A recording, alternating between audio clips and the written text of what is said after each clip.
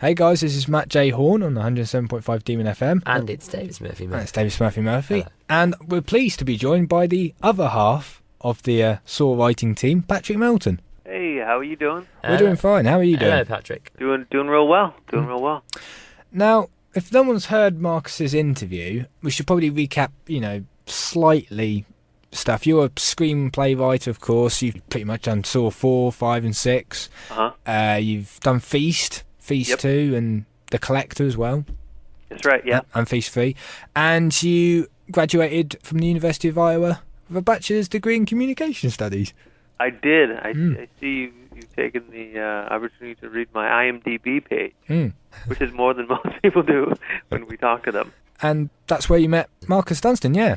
Yeah, we met when I think it was it was our sophomore year, and we were in the same fraternity, and he was sort of the film star there, and one of the first times I laid my eyes on him and knew I needed to get to know this guy a little bit better was a Sunday morning, and while at university you may have drinking quite a bit on a Saturday night, so I had, and I'd woken up sort of blurry-eyed and really too bright outside to be up at that time of the day, it being around noon, and someone nudged me and says, "Hey, is that Marcus?" And I look over down the street, and I see a van driving down the street with the side door open, somebody hanging out the side with a Bolex, and a man being dragged behind the car with sparks coming up. And what it was Marcus was shooting his film project that was due later in the week, and it was the world's slowest zombie chase, which consisted of an elderly man being chased by zombies, having fallen down, being circled by zombies. Then he hooked his cane onto the bumper of a car, and the car took off. No one would do that stunt. This is college. No one would do that stunt. Marcus did the stunt himself, and he tied a muffler on his hip, and then let the car drag him down the street while someone filmed him. And I was like, wow, need to know that guy. That's pretty impressive for a college, undergraduate college, short movie.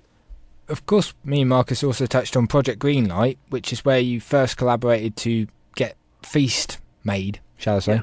That must have been quite a proud moment in your career. Feast prepared. Well, it was our big break. I think everyone sort of has their own strange story of how the break came, and ours is certainly rather untraditional, where we taken this script that we wrote in 1999, and then the year was 2004 when we actually won the contest, and we had seen the previous two seasons, which they made these coming of age films, which are very sort of personal and serious stories, and then for the third season they wanted to make a horror movie, which appropriate was our not serious at all film called Feast, and it was just quite a shock as we advanced through the rounds, and then found ourselves top three sitting across from Wes Craven, Matt Damon, Ben Affleck, trying to pitch our story and not being too intimidated by it, and that was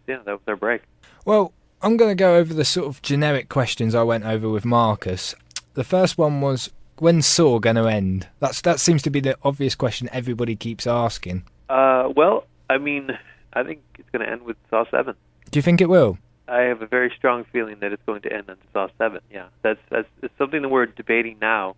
You'd seen in previous interviews or discussions where the thought was Saw 8 would be the last one, with sort of we had the first trilogy, the second trilogy, and then sort of a grand finale wrapped up in two films.